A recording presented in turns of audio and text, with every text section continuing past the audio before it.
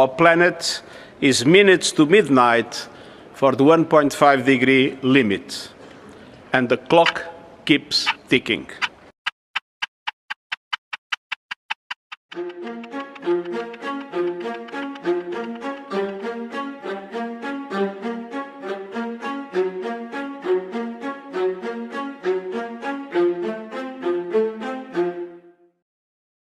Pernahkah Anda bertanya-tanya tentang bagaimana kehidupan manusia di masa depan? Bayangkan, jika sekarang saja pada tahun 2024 telah memecahkan rekor sebagai tahun terpanas sepanjang sejarah yang ada, di mana dari periode Februari 2023 tahun lalu hingga per Januari 2024 kemarin saja, kenaikan suhu akumulatifnya telah mencapai 1,52 Celcius. Lantas, bagaimana Anda dan keluarga Anda akan hidup di tahun 2050? Mari kita bahas lebih lanjut. Di Indonesia, berdasarkan data dari 116 stasiun pengamatan BMKG, suhu udara rata-rata tahun 2023 itu sebesar 27,2 derajat Celcius, sehingga anomalinya itu meningkat sebesar 0,5 derajat Celcius. Meskipun fakta ini mengejutkan semua pihak, sebenarnya fenomena ini telah berkali-kali dan berkali-kali sudah diprediksi secara ilmiah oleh para ilmuwan selama 3 dekade silam. So, what's the problem? Jawabannya, ternyata tidak semua lapisan masyarakat tahu tentang masalah ini. Ya, agenda besar transisi energi memang digadang-gadang sebagai megatrend dunia dalam menangani krisis planet yang sedang berlangsung. Atas dasar itulah, Indonesia menempatkan komitmen energi terbarukan sebagai pilar kedua dalam kerangka visi Indonesia Emas 2045. Namun sayangnya, kembali lagi pada statement awal saya bahwa dalam realitanya, rencana besar tersebut masih dipenuhi dengan ambiguitas. Riset yang dilakukan oleh Communication for Change menunjukkan bahwa lebih dari 75% masyarakat Indonesia tidak mengenal energi terbarukan. Mengejutkan, bukan? Jadi 75% masyarakat Indonesia itu mereka tidak tahu dan tidak merasa harus melakukan apapun. Ya, karena mereka berada dalam zona blind spot. Oke, sebelum membahas lebih detail tentang survei yang mengejutkan ini, mari kita bahas dulu deh, apa sebenarnya penyebab dari fenomena ini. Ya, fenomena triple planetary crisis merupakan krisis planet yang terdiri dari pertama, pemanasan global, kedua, peningkatan polusi, dan yang terakhir adalah punahnya keanekaragaman hayati. Nah, dari ketiga concern tersebut, pemanasan global lah fenomena yang dampaknya paling bisa dirasakan langsung oleh masyarakat dan memiliki efek domino yang berlanjut-lanjut seperti kebakaran hutan, polusi, kekeringan, hingga gagal panen. Lantas, apa sih sebenarnya penyebab dari triple planetary crisis tersebut atau penyebab dari naiknya pemanasan global gitu? Oke, menurut Kementerian Energi dan Sumber Daya Mineral (KESDM), Indonesia menempati urutan ke-6 dalam menyumbang total gas emisi dunia, yakni sekitar 4,47%, karena Indonesia masih menggunakan batu bara dan minyak bumi sebagai energi primer dalam negeri. Hal ini didukung oleh fakta bahwa capaian bauran energi terbarukan Indonesia masih di angka 13,21% pada tahun 2023. Nah, tapi ada satu alasan lagi yang sebenarnya paling fundamental. Kita kembali ke survei Communication for Change. Rentetan fakta yang mengerikan tersebut yang sudah saya jelaskan tadi ternyata tidak terlalu mempengaruhi sosial masyarakat di Indonesia.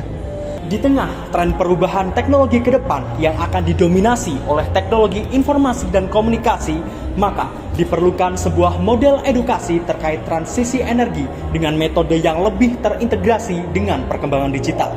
Maka dari itu, penulis mengusulkan sebuah gagasan inovatif yang berjudul Smart Energy Z, media implementasi konsep energi piramid berbasis digital edukasional menuju transisi energi yang lebih optimal.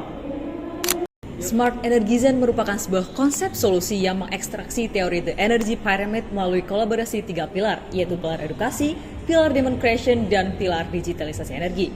Kami meyakini pilar edukasi memiliki nilai fundamental yang memberikan konsep dasar transisi energi untuk menciptakan scientific rational culture pada tingkat komunitas.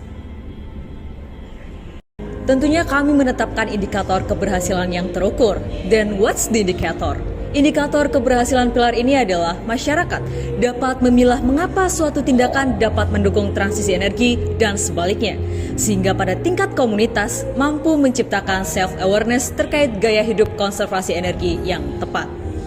Melaju pada pilar kedua yakni pilar demand creation. Kami memproyeksikan dengan bekal edukasi yang tepat, suatu komunitas tentunya dapat menavigasi kebenaran sehingga tercipta ekosistem gaya hidup Smart Energy Zen.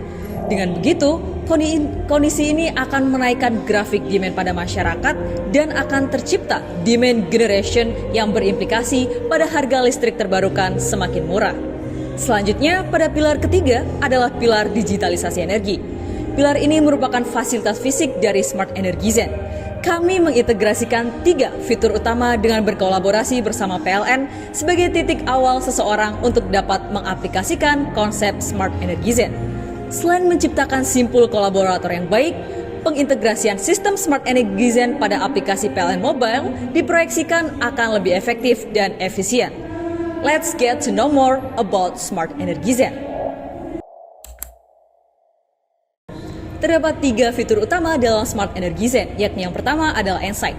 Fitur ini merupakan representasi dari nilai pilar edukasi yang dibawa oleh Smart Energy Zen.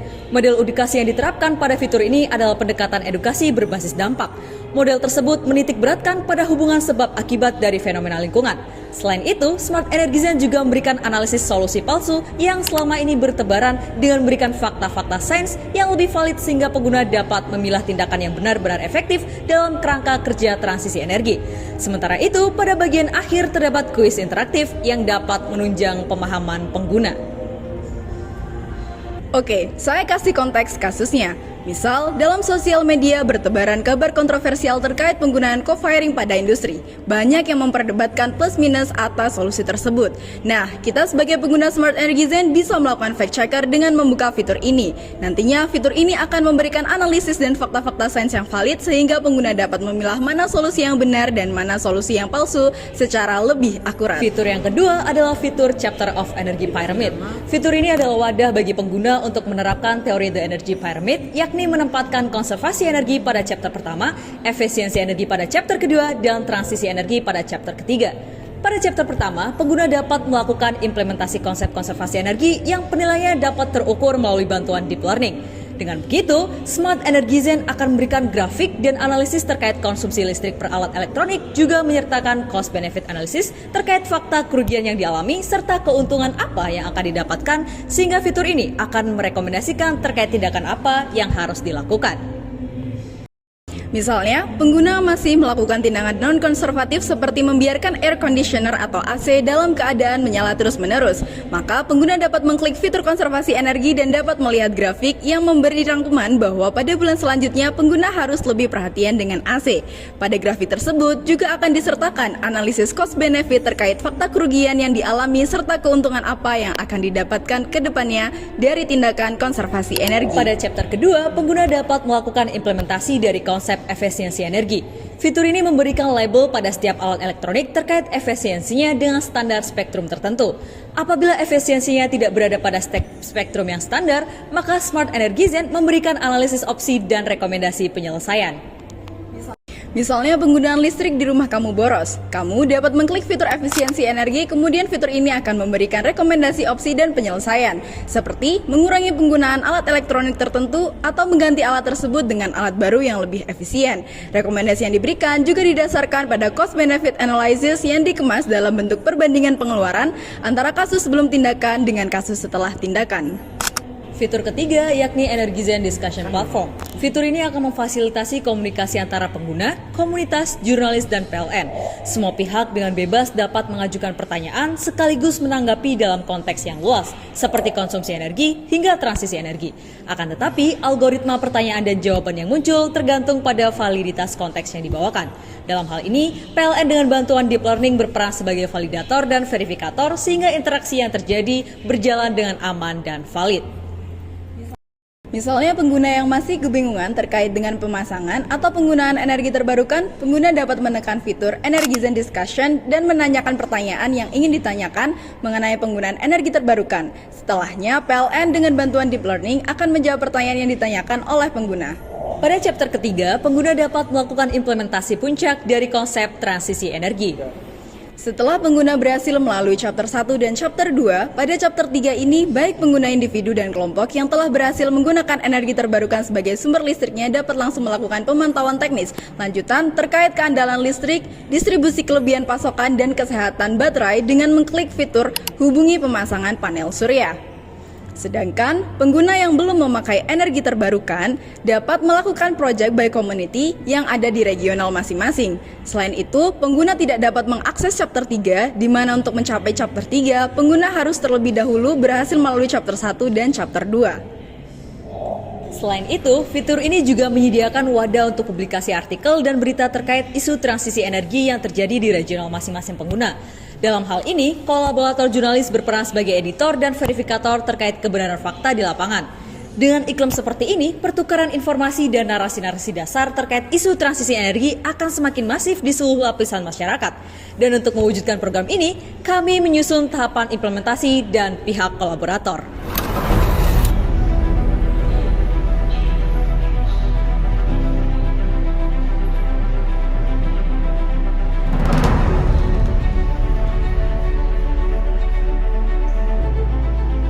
Oke, untuk menciptakan sinergitas yang baik, kami membuat sebuah manajemen kolaborator yang berisi pihak-pihak yang akan terlibat dalam mewujudkan gagasan Smart Energy Zen ini.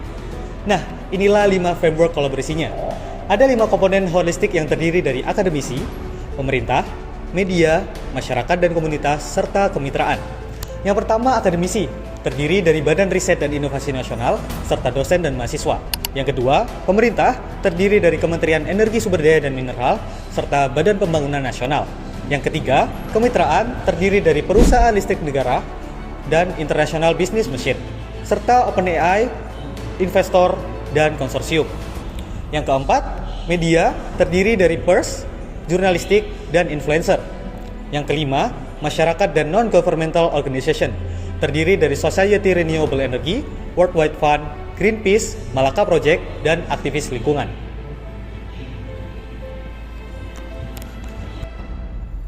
Nah, tonggak keberhasilan dari sebuah gagasan adalah teknik implementasi. Sekarang, saya akan menggambarkan rencana implementasi Smart Energy Zen mulai dari pengembangan konsep hingga realisasi perwujudannya. Tahap yang pertama adalah eksplorasi dan riset pada tahun 2024 hingga 2025. Pada tahap ini, dilakukan penelitian eksploratif yang menitik beratkan pada pengumpulan data. Nah, disinilah peran kolaborator Badan Riset dan Inovasi Nasional, akademisi, dan mahasiswa. Tahapan kedua adalah inisiasi dan integrasi kolaborasi yang akan dilaksanakan pada tahun 2025. Pada tahap ini, kami menyusun pedoman teknis yang jelas untuk implementasi Smart Energy Zen.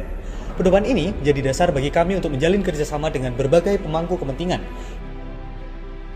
seperti Kementerian ESDM, Bappenas, dan PLN untuk memastikan bahwa Smart Energy Zen selaras dengan kebijakan energi nasional.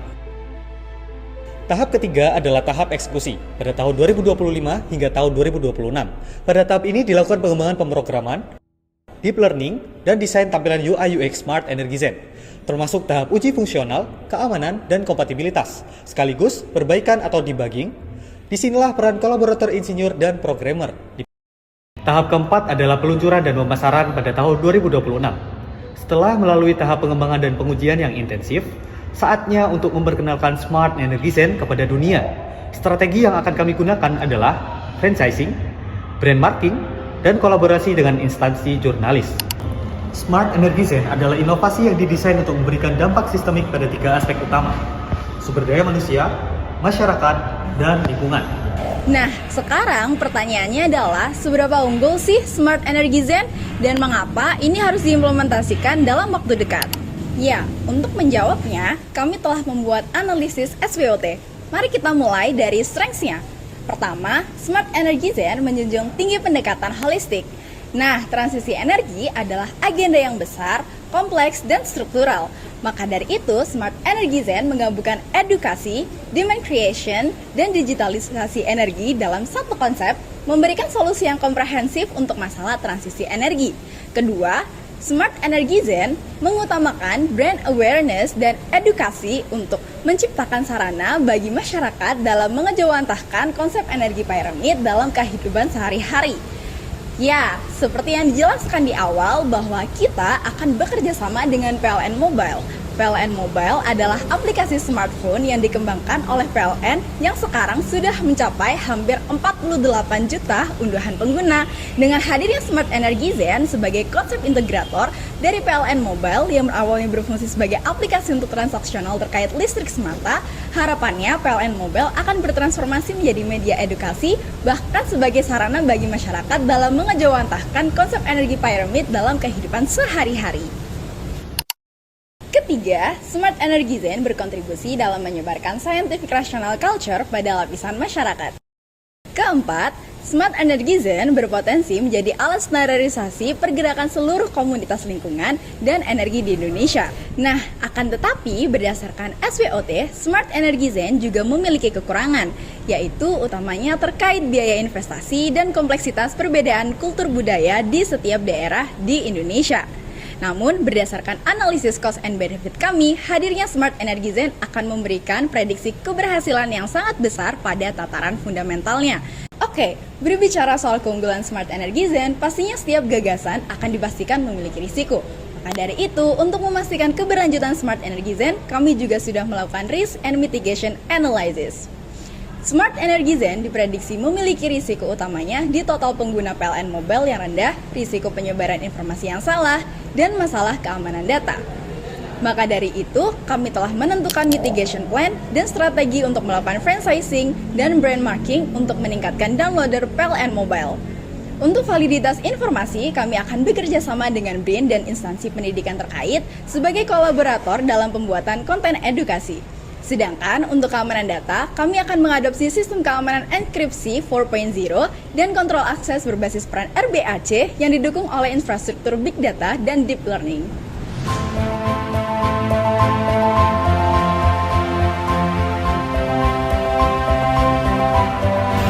Transisi energi memang membutuhkan sumber daya agenda yang besar dan struktural. Tetapi kita semua tahu bahwa hal besar berawal dari setiap langkah yang kecil. Transisi energi adalah perjalanan yang panjang dalam menemukan state of self-awareness. Berawal dari mengamati, berkembang menjadi tahu, dan bermanifestasi menjadi sadar.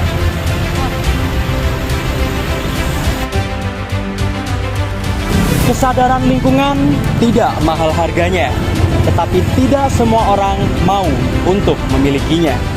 Karena itulah, Smart Energy Zen hadir dengan membawa value education, demand creation, dan digitalization agar semua tahu, saling sebar, dan terdigitalisasi.